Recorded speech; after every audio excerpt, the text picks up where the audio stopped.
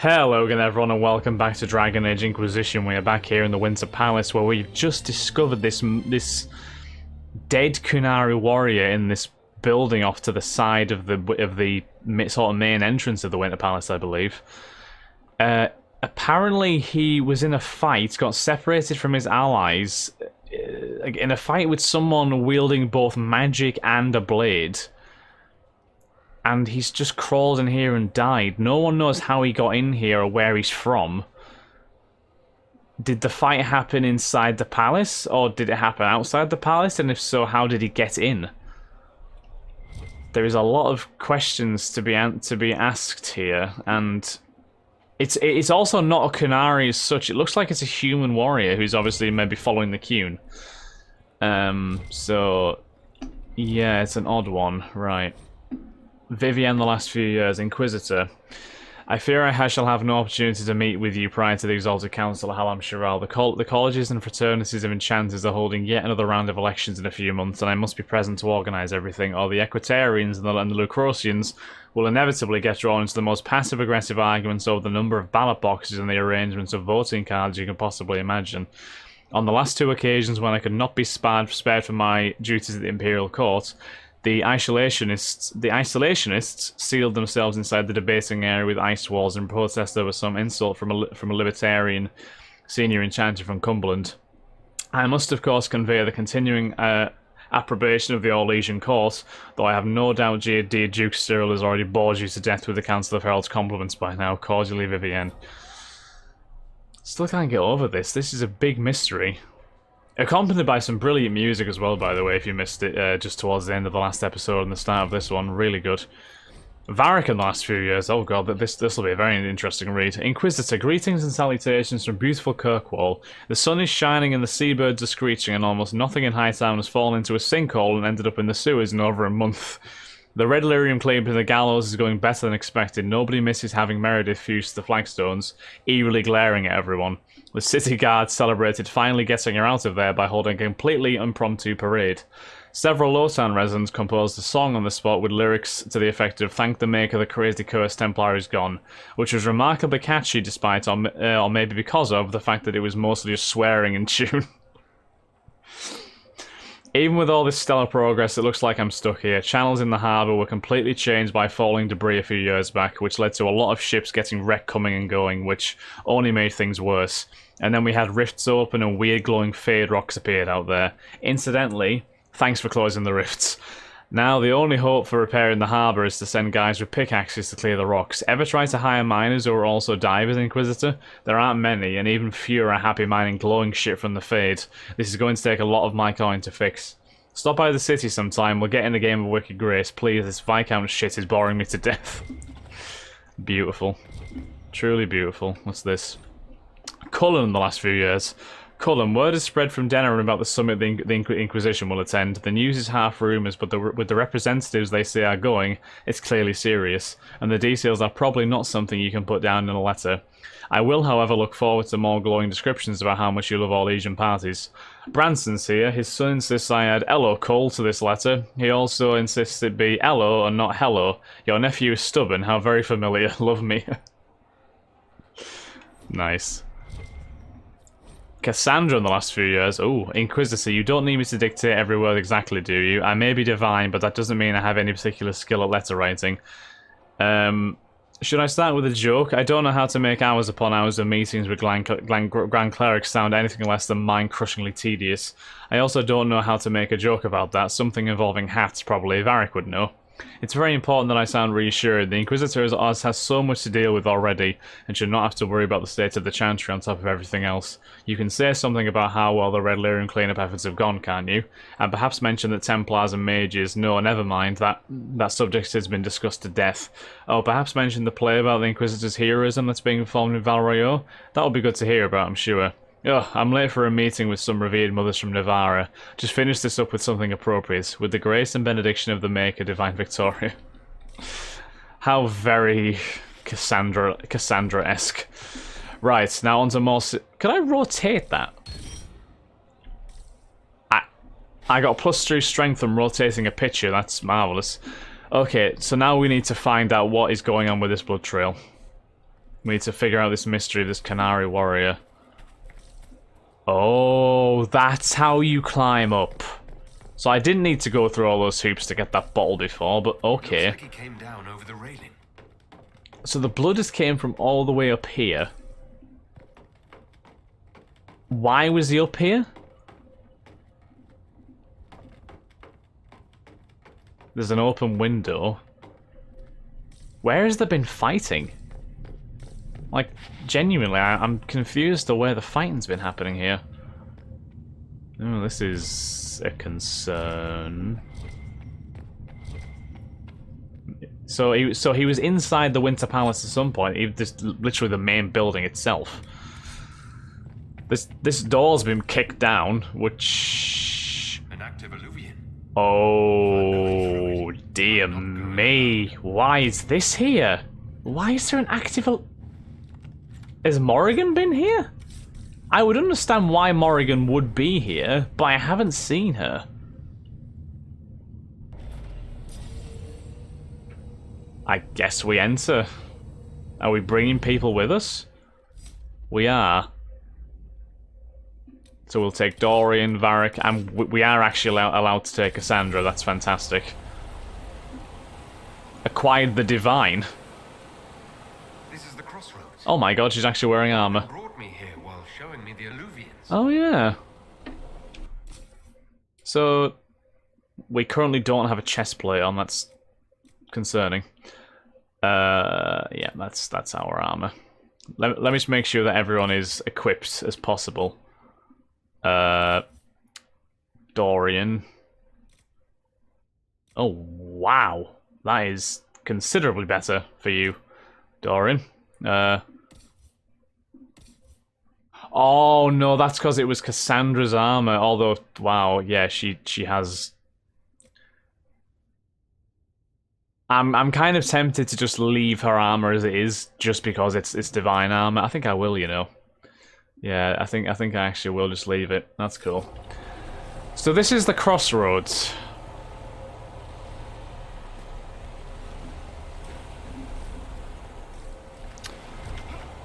Right. There's a Halla statue there. I will grab that. Oh, is that like a hidden thing? So it's at the foot of a fountain, it looks like. So that alluvian looks inactive. At least I hope it is. Bloodstains. He tried to get through here. Is something wrong? This mirror doesn't look broken, but it's inactive. Maybe there's a way to unlock it. So the dead Qunari tried to get through, well, the dead Qunari, I should say, just tried to get through this alluvian, but obviously it's not active at the moment. So he came from up there and tried to go down there, failed, and went back up there and ended up in the Winter Palace. Is that what I'm gathering?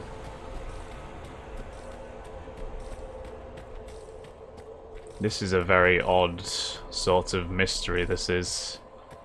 What is over here? There is another alluvian there, which we can enter if we wanted to. Where does this go? Not where we wanted to go, but still not bad. I'm completely ignoring the blood trail here. Book of Butterflies. This book opens to reveal thin slats of wood and glass. Pinned to cushions inside the slats are a confusion of colourful butterflies. Some as small as a copper, others with a wingspan as large as a hand. Engraved on the front are the words, "In celebration of your 12th anniversary, with fondest well wishes, Countess Lutetia." Right. A faded letter. This unsent letter is dated 941 Dragon, a month before the opening of the breach. Marcel, forgive the absence of my letters. The Dalish raids were ominous enough, but now Gaspard's chevaliers ride through my estate without so much as a by your leave. What a time to rattle their swords. A shipment came the other day with things that will not travel well. A rare Navarran miniature of Andraste, a triptych lattice of thinnest ochre and Tevinter, and most wondrous of all, a pre-chantry full-length elven mirror. Ah... The mirror was discovered after an earthquake near Voldorma brought to light an unplundered elven ruin. I purchased the entire lot. There were some other minor artifacts and trinkets, and the mirror has quickly become my favourite. My wife insists we leave soon, and I suppose she is right, but I cannot bear to leave it behind. I will send for the mirror when I am safely in Valrayo, then throw a party where you can marvel at it yourself. Warmest regards, Johan. Well, I'm assuming that elven mirror was definitely worth it.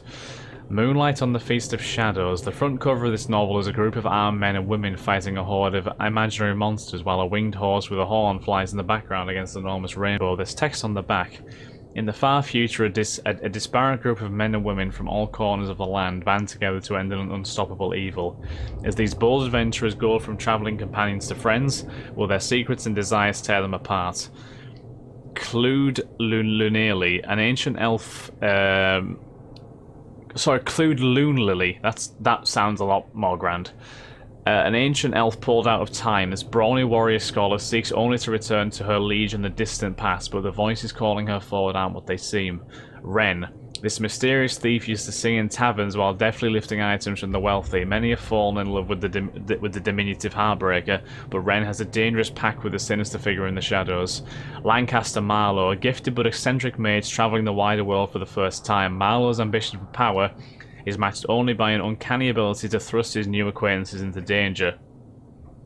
Eleanor Brightstone, a knight of low birth under a mysterious curse. The idealistic Brightstone seeks to bring honour to her family name, while divesting herself of calamitous death magic that may doom everything she holds dear.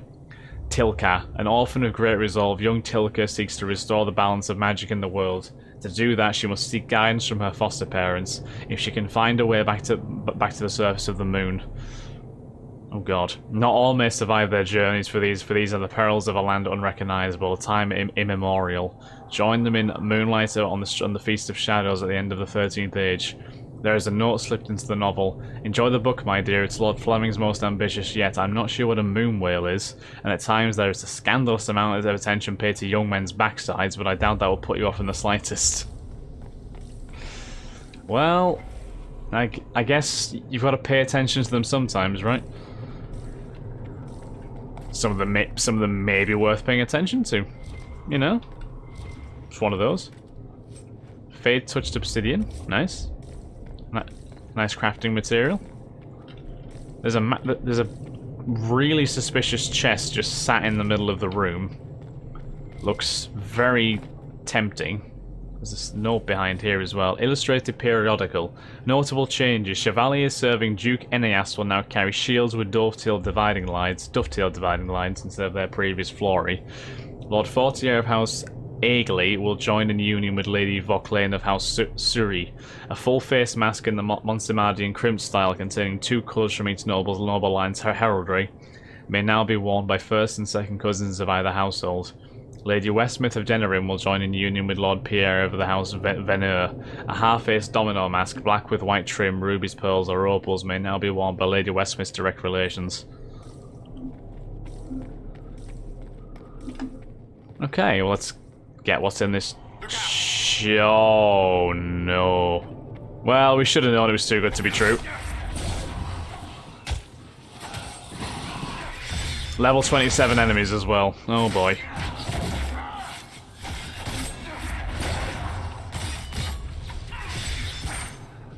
Right, let's try and get this arcane horror killed. Otherwise, you can see him being a right ass. Stabby, stabby, stabby, stabby, stabby.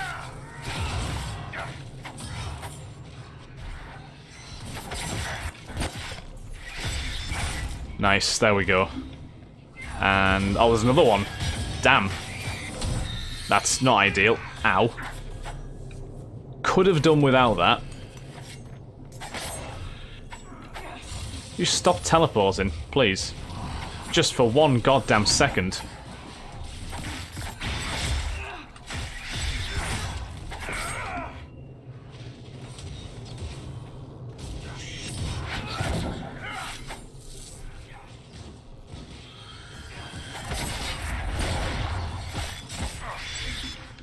Can you please stop? There we go. Well, I guess we should have known that this DLC wasn't going to be combat free, was it? Let's be honest. It was pretty obvious. The hand that cuts.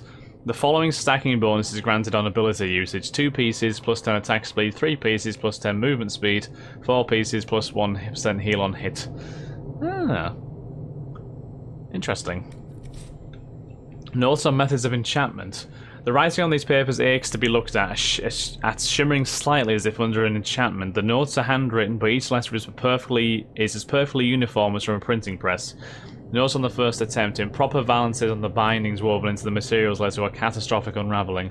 The first batch is lost, but I will have supplies brought in from the same stock to illuminate whether the imperfection is within the materials or the enchantment. So is that like meant to be part of a set?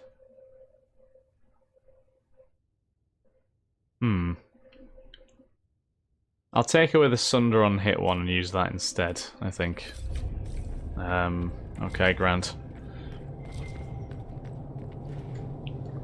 Well, it was worth coming this way anyway. It was worth completely ignoring the far more important blood trail. Let's get back through the Alluvion. I feel like navigating the Crossroads is going to be perilous, to say the least. My guy looked affected by that. I hope it's not going to hurt me using these Alluvions too much. The blood trail leads to this mirror. Let us see where this Qunari came from. Where did he come from? And what happened as well? Could be a Qunari that just tried to dive through an Alluvion in an attempt to just get away, and then he just stumbled all the way into the palace. Using the mirrors as just like passageways, unintentionally, really. Yeah, so where did the Elven Mountain Ruins? I'm not sure we're even in Orlais anymore. Discovered a vine-covered tower. What is this place? Well, whatever it is, it carries on up these stairs. There is another Qunari warrior. Another Qunari, dressed like the one in the Winter Palace. He's part of their military, dressed for war. Can't go that way. There's an Alluvion through those gates, but we also can't get through the gates. Where's this? Oh my lord, look at this! What is that? What is that? And what did it just do? Look at this place, what is this? This is as grand as anything I've ever seen.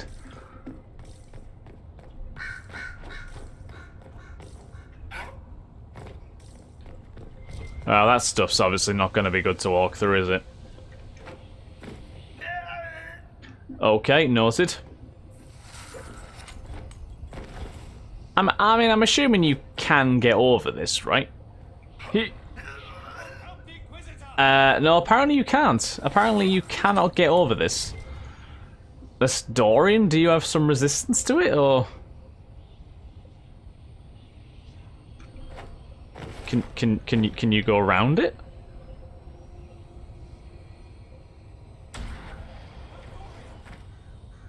You can, if you just very quickly. So a magic shield is very helpful there.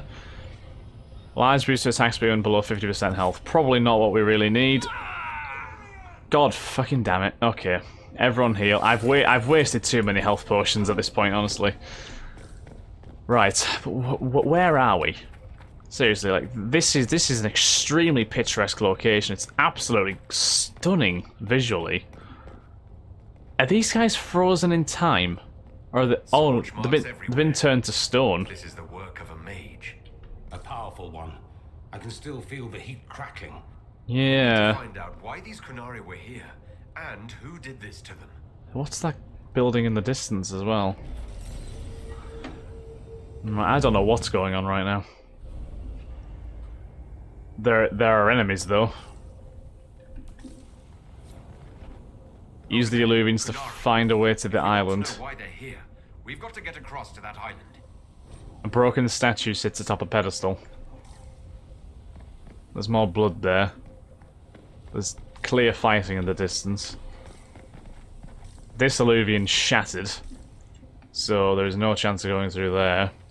Right, I think on that note, guys, we are going to end this episode here. Next episode, we'll press further on into this weird, wonderful, picturesque world and find out what is happening. So thank you very much for watching. I hope you have enjoyed. If you have, then please do like, comment, subscribe, and share. And I shall catch you all in the next episode of Dragon Age Inquisition. Thanks again, guys. Have a wonderful day. Bye-bye.